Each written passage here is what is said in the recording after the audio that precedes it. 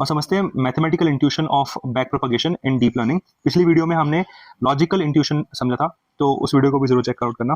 Mathematical intuition के लिए हम बेसिकली एक न्यूरॉन रखते हैं, सिंपल एक न्यूरॉन, तो उसको उसका वाई कैप रखते हैं, मीन्स प्रिडिक्शन। वाई कैप हमने लेट्स से रख दिया 3 एंड वाई रख दिया हमने 5। इसका मतलब क्या है? इसका मतलब ये है एक्चुअल और ये है प्रिडिक्टेड।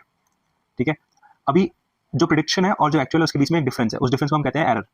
एरर है y माइनस वाई कैप, जो कि है कितना 2। ठीक है, तो ये जो 2 है ये हमारा एरर है। ठीक, अब इस एरर को हमें कम करना है। कम करने के लिए हमें प्रिडिक्शन में या तो मॉडल में कहीं ना कहीं किसी वेट को चेंज करना है। क्वेश्चन आता है कि किस वेट को चेंज करना है और कितना चेंज करना है, यही बैक प्रोपगेशन होता है, यही क्वेश्चन बैक प्रोपगेशन है।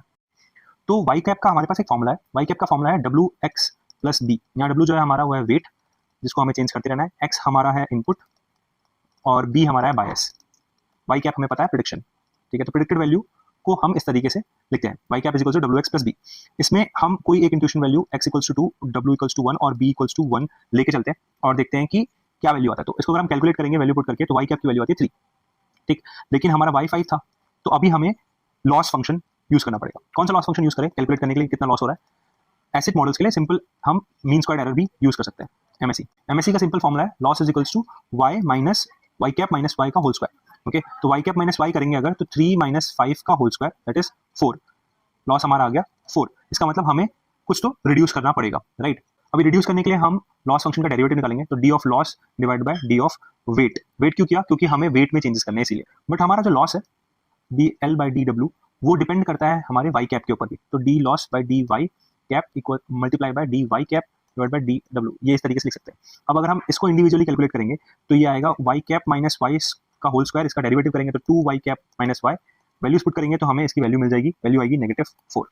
ठीक है, सिमिलरली अगर हम इसको कैलकुलेट करने जाएंगे तो इसकी वैल्यू हमें डब्ल्यू एक्स प्लस बी के हेल्प से मिलेगी। डब्ल्यू एक्स प्लस बी का डेरिवेटिव करेंगे तो सिंपल एक्स आएगा, एक्स की वैल्यू है 2। ठीक है, तो हमारे पास दोनों आ गए। अब D L by D W को हम कैलकुलेट करेंगे, -4 टाइम्स 2 दैट इज -8। ये -8 हमारा ग्रेडियंट है, इसी को हम ग्रेडियंट कहते हैं। अब डब्ल्यू न्यू कैलकुलेट करेंगे, नया वेट कैलकुलेट करेंगे, उसका फॉर्मूला हमने देखा था W minus learning rate times gradient. ठीक है, तो डब्ल्यू का वैल्यू हमारे पास है 1 माइनस लर्निंग रेट हम 0.1 ले लेते हैं टाइम्स ग्रेडियंट अभी हमने निकाला -8। इसको कैलकुलेट करेंगे तो हमें 1.8 आएगा। इसका मतलब हमारा नया वेट 1.8 है। इसके बेसिस पे अगर हम वापस से टेस्ट वाई कैप कैलकुलेट करेंगे तो क्या आएगा? तो हमारा वैल्यू आएगा 4.6, जो कि y एक्चुअल वैल्यू 5 थी। उससे पहले y कैप हमारा आया था 3, लेकिन अब आया हमारा 4.6, जो कि 5 के ज्यादा करीब है। इसी को कहते हैं बैक प्रोपगेशन।